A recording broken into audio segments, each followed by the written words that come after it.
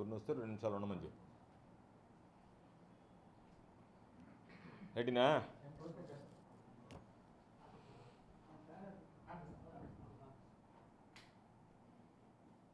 అందరికీ నమస్కారం. మొన్న సోమిరెడ్డి పొదలకూరు లేఅవుట్లకు సంబంధించి ఒక పత్రికా విలేకరుల సమావేశం నిర్వహించి పొదలకూరులో అక్రమ లేఅవుట్లు ఉన్నాయి, వాటి మీద చర్యలు తీసుకోవాలా, అది ఇది అని చెప్పి చాలా గంభీరమైనటువంటి ఉపన్యాసం ఇవ్వడం జరిగింది. చూశాను నేను. గతంలోనే చెప్పాం, పొదలకూరు మండలానికి సంబంధించి ఆధారాలతో సహా మీకు అన్ని వివరాలు కూడా ఇవ్వడం జరిగింది. ఎవరి హయాంలో ఏ విధంగా ఇవన్నీ కూడా పుట్టగొడుగులాగా వచ్చాయి. కాబట్టి దానికి సంబంధించినటువంటి అన్ని ఆధారాలు నా దగ్గర ఉన్నాయి. అధికారులు నివేదికలు సమర్పించారు. సమర్పించినటువంటి నివేదికలు అన్నీ ఉన్నాయి. దాదాపుగా ఎప్పుడెప్పుడు ఏమేమి జరిగిందనేటువంటిది 2014, 2019 మధ్య పొదలకూరులో ఉన్నటువంటి అక్రమ లేఅవుట్ల వివరాలు మొత్తం సోమిరెడ్డి మంత్రిగా వెలగబెట్టినప్పుడు జరిగినటువంటి అక్రమ లేఅవుట్ల వివరాలన్నీ కూడా అధికారులు 2019లో ప్రభుత్వం అధికారంలోకి వచ్చిన తర్వాత, అంటే మొన్న ఎప్పుడో చెప్పాడు, 2019లో అధికారంలోకి వచ్చారు, విచారణ జరిగింది అంటే అప్పుడు ఎవరున్నారు అని అడిగాడు. పిచ్చోడా, ఎప్పుడైనా విచారణ జరిగేది గత ప్రభుత్వంలో జరిగినటువంటి వాటి మీద విచారణ జరుగుతుంది.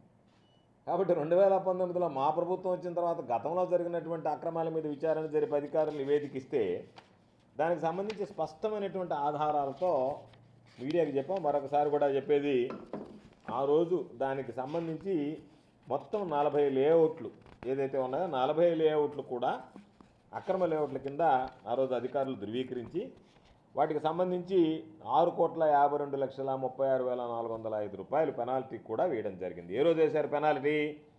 29 అక్టోబర్ 2018. అక్టోబర్ 29వ తేదీ 2018 సంవత్సరం వేశారు.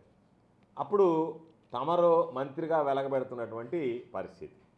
వాటికి సంబంధించినటువంటి వివరాలన్నీ ఎవడెవడు ఏ రోజు ఇచ్చాడు అని చెప్పని మొత్తం ఇచ్చాడు. తమరి హయాంలో జరిగినటువంటి ఇవన్నీ. వీటిలో మనం ఒకటి మాట్లాడుతూ ఈ విధంగా ఈ పేరు కూడా పేరుతో సహా చెప్పాడు. వీళ్ళకి సంబంధించినటువంటి దాంట్లో ఒకటి నెట్టెం భాస్కర్కి సంబంధించి ఆల్రెడీ ఆయనకి DTCP అనుమతులకు సంబంధించినటువంటివి మొత్తం రాసి ఉన్నాయి దీంట్లో. తమరి హయాంలోనే జరిగింది. అదేదో ఇప్పుడు జరిగినట్టుగా ఈ పేరుతో సహా ఉటంకించి దానికి సంబంధించి పంచాయతీ స్థలం ఇచ్చారు, పంచాయతీ స్థలం మొత్తం కూడా మళ్ళీ ప్లాట్లు వేసి అమ్మినారు అని చెప్పి ఇచ్చినాడు. నేను ఎంక్వైరీ చేశారు. ఆ పంచాయతీ స్థలం 10% వదిలిపెట్టారనేటువంటిది అధికారులు కూడా నిర్ధారించుకోవడం జరిగింది. కాబట్టి నువ్వు పొదలకూరు చిన్న ప్రదేశం, అది గ్రామ పంచాయతీ. అది పొదలకూరు అనేటువంటిది గ్రామ పంచాయతీ. అక్కడ చాలామంది శాసనసభ్యులుగా పనిచేశారు. ఆ ప్రాంతానికి సంబంధించి ఏసీ సుబ్బారెడ్డి గారి దగ్గర నుంచి చాలామంది శాసనసభ్యులుగా పనిచేశారు. అక్కడ ఇతను తెలుసుకోవాల్సింది, ఏ పార్టీకి సంబంధించినటువంటి వాడైనా సరే పాపం వాడుకున్నటువంటి కొద్దిపాటి స్థలాన్ని ప్లాట్లుగా విభజించి రోడ్లు వేసి అమ్ముకుంటాడు. ఆ రోడ్లు వేసి అమ్ముకోవడానికి ఏదో నెల్లూరు టౌన్లోనో అట్టున్నట్టుగా అక్కడ క్యాష్ ఇచ్చేటువంటి అలవాట్లు ఉండవు. ఎవరు పాపం ఆ ప్రాంతానికి సంబంధించి తెలుగుదేశం వాళ్ళు వేసి ఉంటారు, వైఎస్ఆర్ కాంగ్రెస్ పార్టీ వాళ్ళు లేఅవుట్లు వేసి ఉంటారు. ఏ రోజైనా నేను దాదాపుగా 10 సంవత్సరాలు శాసనసభ్యుడిగా ఉన్నా, 5 సంవత్సరాలు ప్రతిపక్షంలో శాసనసభ్యుడిగా ఉన్నా, 5 సంవత్సరాలు అధికార పార్టీలో శాసనసభ్యుడిగా ఉన్నా. ఏ రోజైనా ఎవడినైనా లేఅవుట్ విషయంలో ఇబ్బంది పెట్టామా? ఎవడన్నా లేఅవుట్ వేస్తే అధికారులను పంపించామా? లేఅవుట్లు ఎందుకు వేసామని అడిగామా? ఎవడన్నా ప్రజలు వచ్చి మాకు ఇబ్బంది ఉందంటే వాటి గురించి ఆలోచన చేశాను తప్ప లేఅవుట్ల యాజమాన్యాల మీదకి వెళ్ళాలనేటువంటి ఆలోచన చేయలేదు. ఇప్పుడు పరిస్థితులు మారాయి. ఇప్పుడు ఏ విధంగా తయారైందంటే కక్ష సాధింపులు, దాని తర్వాత క్యాష్ సాధింపులు రెండు ఉన్నాయి. అంటే కక్ష సాధింపు ప్రారంభమవుతుంది. అయితే పాపం చాలామంది అంటున్నారు, ఇతను చాలా మంచివాడు సోమిరెడ్డి మాత్రం, ఏదన్నా హా అన్న ఓయమ్మ మనం తట్టుకోగలం అనుకుంటే లోపల దాకా రాండి సార్ అని అంటే ఇంటి లోపలికి వచ్చాడంటే అప్పటికప్పుడే ఏదైనా కొద్దిగా ప్యాకెట్ కానీ ఇచ్చేస్తే అప్పటికప్పుడు కూల్ డౌన్ అయిపోతున్నాడని చెప్పాను. కాబట్టి ఈ కక్ష సాధింపులు క్యాష్ సాధింపుల కోసం తమరు చేసుకుంటే పర్వాలేదు, కానీ ఇవ్వనటువంటి వాడు అందరి మీద మీరు పోయి గోవర్ధన్ రెడ్డి మీద ప్రెస్ మీట్ పెట్టండి, అది పెట్టండి, ఇది పెట్టండి అని చెప్పడం, నువ్వే వెళ్ళి ఈరోజు ఆ గ్రామానికి సంబంధించి నీకు ఎవడన్నా వచ్చాయా ఈ లేఅవుట్ వల్ల మాకు జరిగిందని ఫిర్యాదు ఇస్తే వాళ్ళ మీద విచారణ జరిపించండి. లేదు అక్రమ లేఅవుట్ల మీద పూర్తి స్థాయిలో విచారణ జరిపించడానికి మాకేం అభ్యంతరం లేదు. ఏ పార్టీ వాడైనా నేను జయిస్తాను అని అంటే అభ్యంతరం లేదు. కాకపోతే కక్ష కట్టుకొని ఎవడైతే క్యాష్ ఇవ్వలేడో, నేను అనేక సందర్భాల్లో చెప్పిన, ఒరే సోమయ్య వాడు అంత దూరం ఈలేరు నువ్వు అడిగినంత, నువ్వేమో పాపం ఒక్కొక్కడు నువ్వు నోరు బట్టనంత అడుగుతుంటూ నువ్వు నీ కొడుకు ఇద్దరును నిద్రలేసి నువ్వు కారులో ఒక సంచా నీ కొడుకు కారులో ఒక సంచి వేసుకొని ఆ సంచి నిండిన దాకా సాయంకాలానికి ఆ సంచి నిండకపోతే మీరు మాకు నిండలేదు కాబట్టి ఆ సంచి నిండలేదు కాబట్టి ఏదో ఒకటి ప్రెస్ మీట్ పెడతానని చెప్పి మాట్లాడుతుంటారు. కాబట్టి మీ కారులో ఉండేటువంటి సంచులు క్యాష్ నింపాలంటే పాపం నింపే పరిస్థితి ఉండదు అని చెప్పా. కాబట్టి కొంత దూరం వెంకటాచలము, తోటపల్లి, గూడూరు, ముత్తుకూరు ఆ ప్రాంతాలు అయితే కొంచెం నెల్లూరు దగ్గరగా ఉండేవి కాబట్టి కొంత క్యాష్ తీసుకున్నావు నువ్వు వెంకటాచలం మండలంలో వాళ్ళ లీడర్ని లేఅవుట్లు బెదిరించి. నిన్ననే రాజరాజేశ్వరి దేవస్థానానికి వెళ్ళావు. నీకు దేవుడి మీద భక్తి ఉందని నేను అనుకుంటున్నా.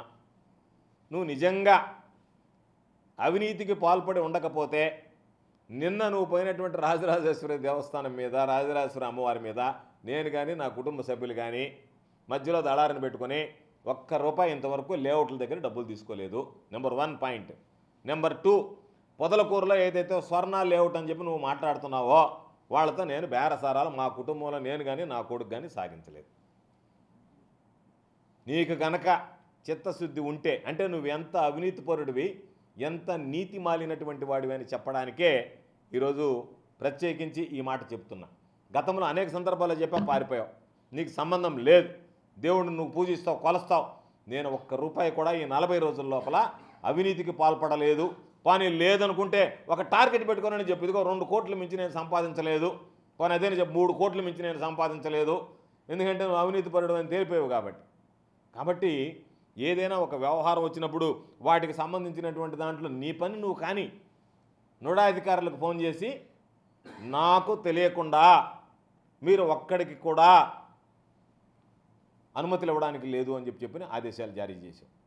మేము అడిగాం నుడా అధికారులను ఫోన్ చేసి, ఏమయ్యా మీకు ఏమన్నా ఎమ్మెల్యేలు ఏమన్నా అనుమతులు ఇస్తే తప్ప, లేకపోతే మీరు పర్మిషన్లు ఇవ్వరా అంటే, అదేం లేదు సార్, మేము అన్ని కాగితాలు సక్రమంగా ఉంటే సరిగ్గా ఇస్తానంటే నీ దగ్గర అన్ని కాగితాలు ఉన్నా అసలైనటువంటి కాగితాలు ఆయనకు సమర్పిస్తే తప్ప రంగు కాగితాలు పర్మిషన్ వచ్చే పరిస్థితి లేకపోయా. భారతీయుడు సినిమాలో లాగా తమనందరేమో బాగానే ఉంటారు, ఇస్తాం సార్ అన్ని కాగితాలు అంటే, అన్ని కాగితాలు రావాలంటే అసలు కాగితాలు ఆయన దగ్గర చేరాలనే, అవి చేర్చుకోలేనటువంటి వాడి పరిస్థితి ఏంది పాపం, చిన్నవాడి పరిస్థితి.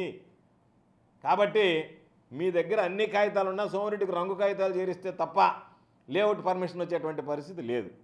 కాబట్టి నేను నుడా అధికారులకు స్పష్టంగా చెప్పా, లేఅవుట్కి సంబంధించి ఎవరన్నా సర్వేపల్లి నియోజకవర్గంలో వేసే వాళ్ళకి మరొకసారి చెప్తున్నా, మీరు ఎవ్వరూ మధ్య దళారులు కొంతమందిని తయారు చేసుకొని పెట్టుకొని ఉన్నాడు, నిద్రలేస్తే వేరే పనిలో లేడు, క్యాష్ కలెక్షన్లో ఉన్నాడు. కాబట్టి దాని మీద మీకెవరైనా సరే అన్ని పేపర్ల నుండి కనుక మీకు నుడా అధికారులు కనుక అభ్యంతరం చెప్తే, లేదా ఆయన ఫోన్ చేస్తాను ఇస్తామంటే నా దగ్గరికి రండి, అవసరమైతే నేను న్యాయస్థానాన్ని ఆశ్రయించైనా సరే మీ లేఅవుట్లకు సంబంధించినటువంటి అనుమతులు తెప్పిస్తాను తప్ప అనవసరంగా మీరు ఇటువంటి అవినీతి పరుల చెరలో పడి అనవసరంగా మీరు ఇబ్బందులు పడొద్దు అనేటువంటిది ప్రధానంగా మీకు చెప్పాలనుకున్నటువంటి విషయం. కాబట్టి ఈరోజు కూడా చెప్తున్నా, నీకు దమ్ము, ధైర్యము, నీతి, నిజాయితీ ఉంటే ఏ రోజు ఏ లేఅవుట్ పడిందనేటువంటిది నా దగ్గర వివరాలు ఉన్నాయి. నువ్వు ఒకసారి విచారణ చేసి నీ హయాంలో జరిగిందా అవినీతి ఎప్పుడు జరిగిందనేటువంటిది ఒకటి.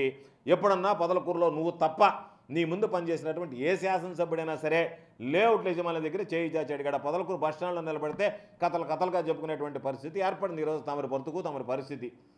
కాబట్టి నీకు అలవాటైనటువంటి వాటి మీద వాళ్ళ పేర్లు వీళ్ళ పేర్లు చెప్పి వాళ్ళు డబ్బులు లేదు కాబట్టి వాళ్ళ మీద ఇబ్బంది పడతామని కాదు. ఒకవేళ చర్యలు తీసుకోవాలనుకుంటే అన్ని లేఅవుట్ల మీద చర్యలు తీసుకో, ఇబ్బంది ఏం లేదు. లేదా ఒక సాంప్రదాయం, నేను ఉన్నప్పుడు ఇదిగో నాకు డబ్బులు ఇవ్వనటువంటి వాళ్ళ మీదకే పోతానని నువ్వు ఒక సాంప్రదాయాన్ని తీసుకొస్తే, కొన్ని లేఅవుట్ల మీద నువ్వు ఈరోజు దృష్టి పెడితే ఆ తర్వాత ప్రభుత్వం ఎవరిది శాశ్వతం కాదు. అధికారులు ఇబ్బంది పడతారు పాపం, ఈరోజు ఎవరన్నా ముందు మిగిలినటువంటి వాళ్ళు. కాబట్టి లేఅవుట్లు వేసినటువంటి వాళ్ళు ఇబ్బంది పడుతుంటారు. ఎందుకంటే రాబోయేటువంటి రోజుల్లో ఏ పార్టీకి సంబంధించినటువంటి వ్యక్తులు వస్తే ఆ పార్టీ వాళ్ళకి మినహాయింపించి మిగతా వాళ్ళ లేఅవుట్లు ధ్వంసం చేయడానికి పూనుకుంటే ఇబ్బంది పడతారు. కావాల్సిందేంది, నీకు క్యాష్ ఇస్తే ఆ లేఅవుట్లో సక్రమం, క్యాష్ ఇవ్వకపోతే అది అక్రమం. అక్రమ లేఅవుట్కి సక్రమ లేఅవుట్కి బ్రహ్మాండమైనటువంటి డెఫినేషన్ చెప్పాడు సోమిరెడ్డి. సోమిరెడ్డికి క్యాష్ ఇస్తే అది సక్రమం, రెగ్యులరైజ్డ్. నువ్వేం ఫీజు గీజేం కట్టబడలే, నోడావాడికి కట్టబడలేదు, మామూలుగా రెవెన్యూకి కట్టబడలేదు, ఊరికి కట్టబడలే. నువ్వు సోమిరెడ్డికి ఫీజు కట్టేస్తే లేఅవుట్ అప్రూవ్డ్, అది మామూలుగా అది రెగ్యులరైజ్డ్ లేఅవుట్, రెగ్యులరైజ్ చేసేస్తాడు. లేదా కొత్తగా తీసుకోవాలన్నా పర్మిషన్ ఇచ్చేస్తాడు. ఇవ్వకపోతే మాత్రం అది అక్రమ లేఅవుట్ కింద తేలుతుంది.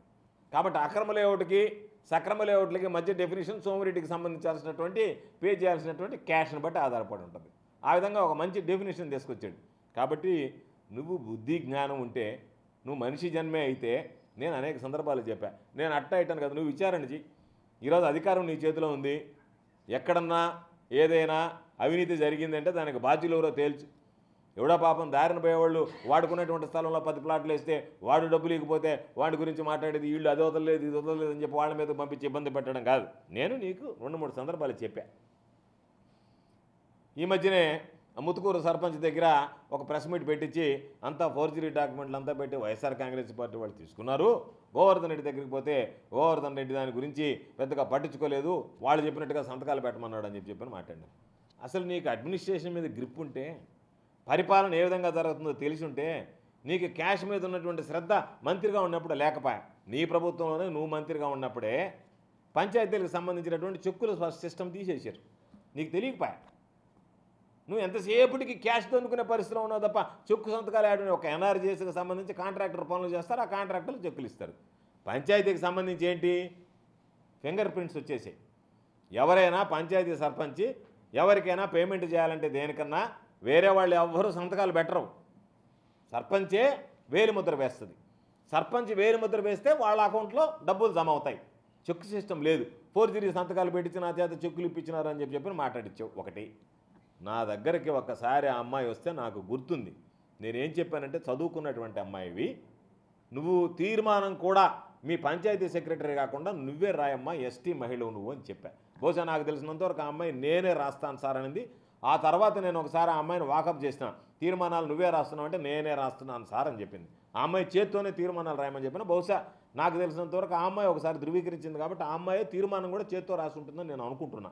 వాళ్ళని తీసుకెళ్ళి వాళ్ళ దగ్గర పాపం అనవసరంగా ఒక ప్రెస్ స్టేట్మెంట్లు రాయించి అందరి పేర్లు చెప్పి ఏదో ఒక విధంగా ఇబ్బందులు పెట్టడంలో దాంట్లో మరలా నా పేరు చేర్చి, ఇవన్నీ నేను నీకు స్పష్టంగా 2-3 విషయాల మీద నీ అవినీతిని గురించి చెప్పా, లేఅవుట్ల గురించి చెప్పా. మళ్ళీ ఈరోజు చెప్తున్నా, నీకు ఫ్లై యాష్ బల్కర్ ఎన్నిసార్లు చెప్పాను అన్నిసార్లు చెప్పా.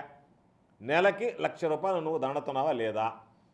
మీడియాని తీసుకెళ్దాం, ఒకసారి ఎంక్వైరీ చేద్దాం. పాపం నీ పుణ్యం అని చెప్పి ఆ జనకో వాళ్ళు ఉద్యోగాలు బాగుంటుకుంటారో జైలుకి పోతారో తెలియదు రేపు విచారణ జరిగితే. మొత్తము ఇక్కడ మీరిచ్చేటువంటి బల్కర్లు ఈ పక్కన ఆ పక్కన అని పేరు రాస్తే ఎక్కడికి పోతున్నాయి, ఏ ఊర్లో అన్లోడ్ అవుతున్నాయి? 16 బల్కర్లు నీకు ఇచ్చారు, నెలకు ₹1,00,000 నీ కొడుకు వసూలు చేస్తున్నాడు వాళ్ళ దగ్గర. ఆ బల్కర్లకు సంబంధించినటువంటి వివరాలు ఇవ్వమని చెప్పి నేనే ఇప్పటికి రైట్ టు ఇన్ఫర్మేషన్ యాక్ట్ కింద పెట్టా, ఇవ్వలే.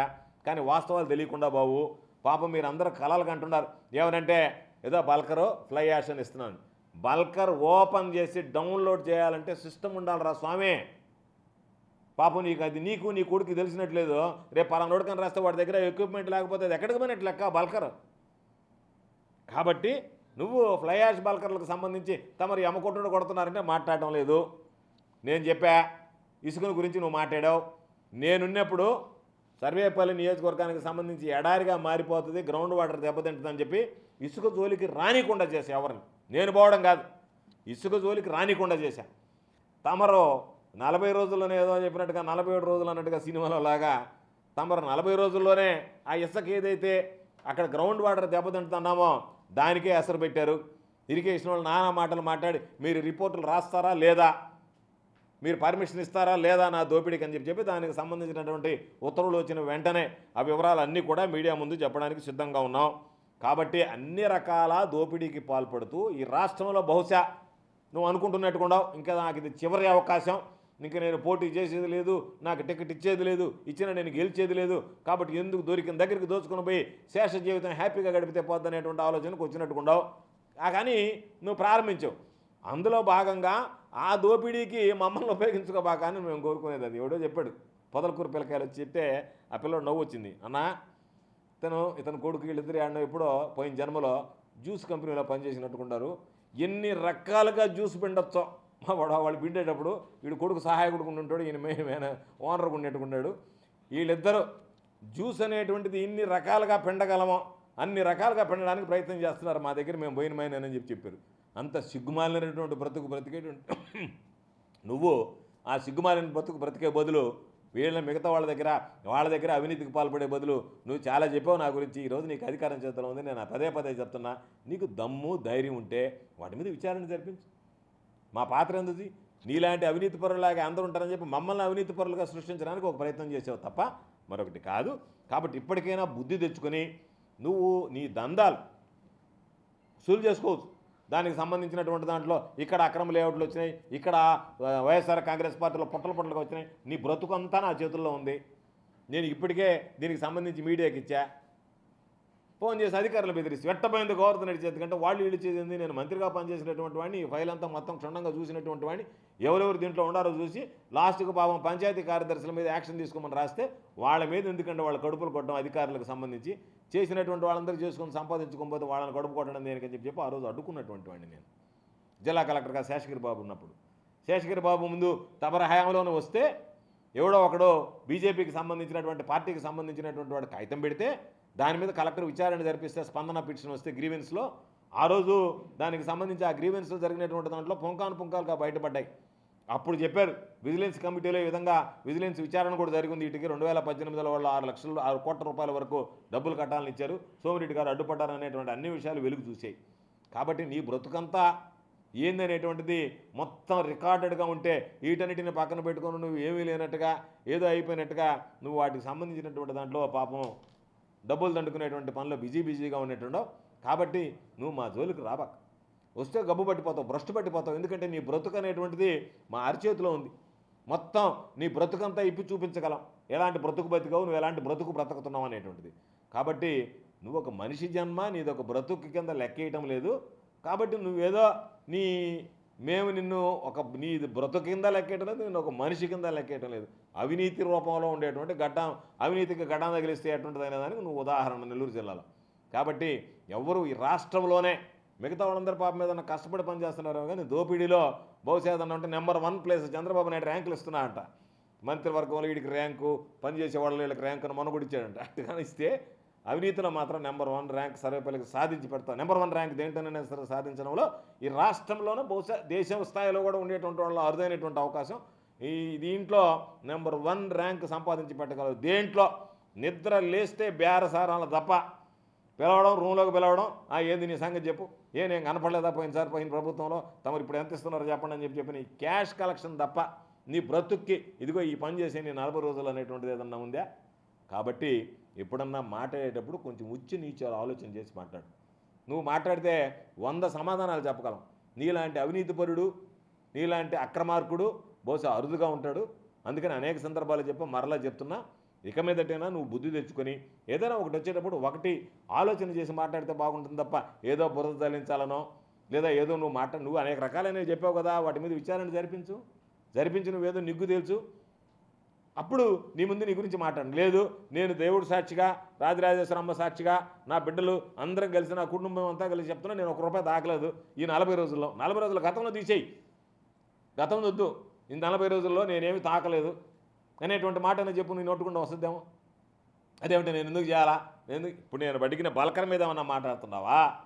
నేను అడిగిన లేఅవుట్ల మీద ఏమన్నా మాట్లాడుతున్నావా? నేను లేఅవుట్ల దగ్గర ఇప్పుడు ఈరోజు విజయసాయిరెడ్డి గారు నేను ప్రమాణం చేస్తాను, నేను సిద్ధంగా ఉన్నానని చెప్పి స్టేట్మెంట్ ఇచ్చాడు. ఆ విధంగా నువ్వేమన్నా ఈగలవా? ఆ ధైర్యం దమ్ము నీకుందా? వస్తావా? చేయగలవా? కాబట్టి అత్యంత అవినీతిపరుడు అయినటువంటి నువ్వు నా గురించి మాట్లాడడం, వైఎస్ఆర్ కాంగ్రెస్ పార్టీ గురించి మాట్లాడడం వదిలిపెట్టి తమర కలెక్షన్లు చూసుకుంటే ఆ పనిలో ఉంటే బాగుంటుందని చెప్పి తమరికి హితవు చెబుతున్నా.